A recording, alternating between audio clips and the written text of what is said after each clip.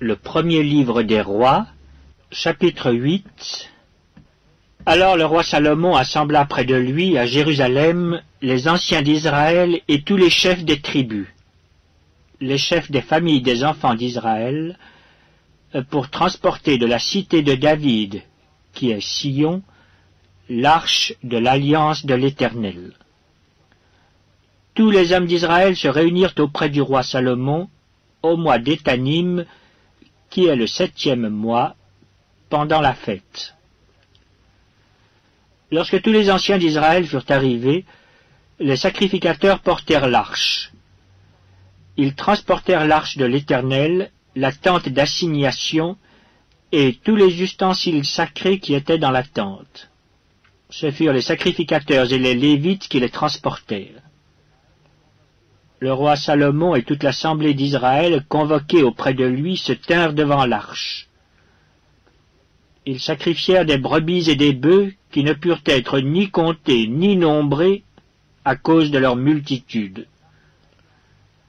Les sacrificateurs portèrent l'arche de l'alliance de l'Éternel à sa place, dans le sanctuaire de la maison, dans le lieu très saint, sous les ailes des chérubins. Car les chérubins avaient les ailes étendues sur la place de l'arche, et ils couvraient l'arche et ses barres par-dessus. On avait donné aux barres une longueur telle que leurs extrémités se voyaient du lieu saint devant le sanctuaire, mais ils ne se voyaient point du dehors. Elles ont été là jusqu'à ce jour. Il n'y avait dans l'arche que les 2 tables de pierre que Moïse y déposa en Horeb, lorsque l'Éternel fit alliance avec les enfants d'Israël à leur sortie du pays d'Égypte. Au moment où les sacrificateurs sortirent du lieu saint, la nuée remplit la maison de l'Éternel. Les sacrificateurs ne purent pas y rester pour faire le service à cause de la nuée, car la gloire de l'Éternel remplissait la maison de l'Éternel. Alors Salomon dit: L'Éternel veut habiter dans l'obscurité. J'ai bâti une maison qui sera ta demeure, un lieu où tu résideras éternellement.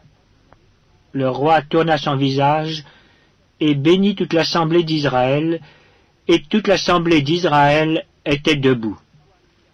Et il dit: Béni soit l'Éternel, le Dieu d'Israël, qui a parlé de sa bouche à David, mon père, et qui accomplit par sa puissance ce qu'il avait déclaré en disant: Depuis le jour où j'ai fait sortir d'Égypte mon peuple d'Israël, je n'ai point choisi de ville parmi toutes les tribus d'Israël pour qu'il y fût bâti une maison où résida mon nom. Mais j'ai choisi David pour qu'il régnât sur mon peuple d'Israël. David, mon père, avait l'intention de bâtir une maison au nom de l'Éternel, le Dieu d'Israël. Et l'Éternel dit à David, mon père: Puisque tu as eu l'intention de bâtir une maison à mon nom, tu as bien fait d'avoir eu cette intention. Seulement, ce ne sera pas toi qui bâtiras la maison, mais ce sera ton fils, sorti de tes entrailles, qui bâtira la maison à mon nom. L'Éternel a accompli la parole qu'il avait prononcée. Je me suis élevé à la place de David, mon père, et je me suis assis sur le trône d'Israël, comme l'avait annoncé l'Éternel, et j'ai bâti la maison au nom de l'Éternel, le Dieu d'Israël. J'y ai disposé un lieu pour l'arche où est l'alliance de l'Éternel, l'alliance qu'il a faite avec nos pères quand il les fit sortir du pays d'Égypte. Salomon se plaça devant l'autel de l'Éternel, en face de toute l'assemblée d'Israël. Il étendit ses mains vers le ciel, et il dit: Ô Éternel, Dieu d'Israël, il n'y a point de Dieu semblable à toi, ni en haut dans les cieux, ni en bas sur la terre. Tu gardes l'alliance et la miséricorde envers tes serviteurs qui marchent en ta présence de tout leur cœur. Ainsi tu as tenu parole à ton serviteur David, mon père, et ce que tu as déclaré de ta bouche, tu l'accomplis en ce jour par ta puissance.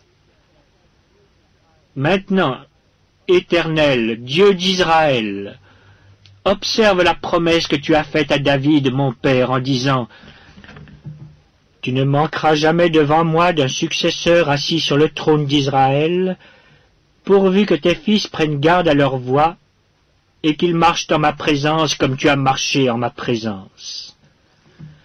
Oh, qu'elle s'accomplisse, Dieu d'Israël, la promesse que tu as faite à ton serviteur David, mon père. » Mais quoi? Dieu habiterait-il véritablement sur la terre? Voici les cieux et les cieux des cieux ne peuvent le contenir. Combien moins cette maison que je t'ai bâtie. Toutefois, Éternel, mon Dieu, sois attentif à la prière de ton serviteur et à sa supplication. Écoute le cri et la prière que t'adresse aujourd'hui ton serviteur. Que tes yeux soient nuit et jour ouverts sur cette maison, sur le lieu dont tu as dit, là sera mon nom. Écoute la prière que ton serviteur fait en ce lieu. Daigne exaucer la supplication de ton serviteur et de ton peuple d'Israël lorsqu'ils prieront en ce lieu. Exauce du lieu de ta demeure, des cieux, exauce et pardonne. Si quelqu'un pêche contre son prochain et qu'on lui impose un serment pour le faire jurer, et s'il vient jurer devant ton autel dans cette maison, écoute-le des cieux, agis et juge tes serviteurs, condamne le coupable et fais retomber sa conduite sur sa tête. Rends justice à l'innocent et traite-le selon son innocence. Quand ton peuple d'Israël sera battu par l'ennemi pour avoir péché contre toi, s'ils reviennent à toi et rendent gloire à ton nom, s'ils t'adressent des prières et des supplications dans cette maison, exauce-les des cieux, pardonne le péché de ton peuple d'Israël et ramène-les dans le pays que tu as donné à leur père. Quand le ciel sera fermé et qu'il n'y aura point de pluie à cause de leur péché contre toi, s'ils prient dans ce lieu et rendent gloire à ton nom, et s'ils se détournent de leur péché, parce que tu les auras châtiés, exauce-les des cieux, pardonne le péché de tes serviteurs et de ton peuple d'Israël, à qui tu enseigneras la bonne voie dans laquelle ils doivent marcher, et fais venir la pluie sur la terre que tu as donnée en héritage à ton peuple.